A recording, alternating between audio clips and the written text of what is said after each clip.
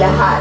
Isang tanong lang ang sa bawat sulok ng Pilipinas, numero 1, lalong-lalo na dito sa Cebu.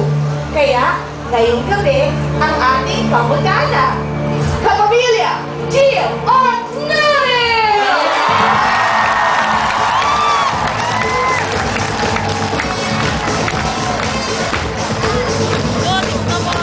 Good evening, Philippines. Alam niyo po, gabi-gabi, nagpapasalamat ako for Pwede daw gayon doon. the undisputed #1 game show. Alam niyo po, kaya kami nandito sa Cebu nang dahil sa Visayas and Mindanao na 100 support ang binibigay sa akin. A promise is a promise.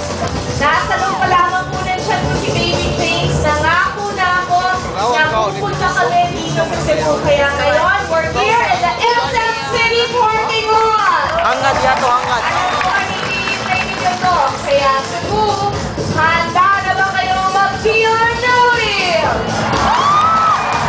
Then, let's go!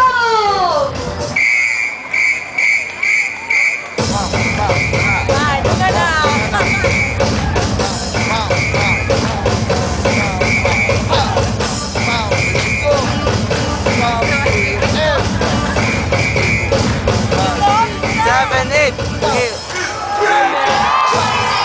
Bring on down the cases!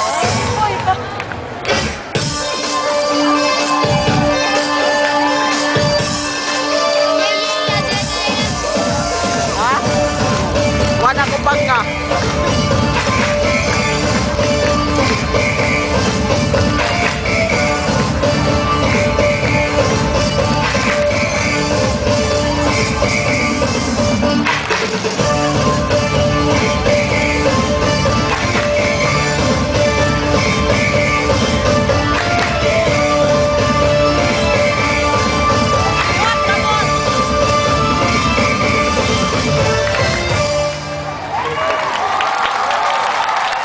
Lahat ng ating players for this week-long special sa Cebu galing sa Visayas at Mindanao. Sinong pabuena mano, panugurin natin ito.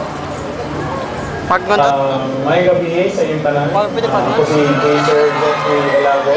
Medical technologist po ako sa Cebu Doctors University Hospital. At the same time, matuturo part-time as college instructor sa Cebu Doctors University. Yung full family ko, nasa Zamboanga po sila namin.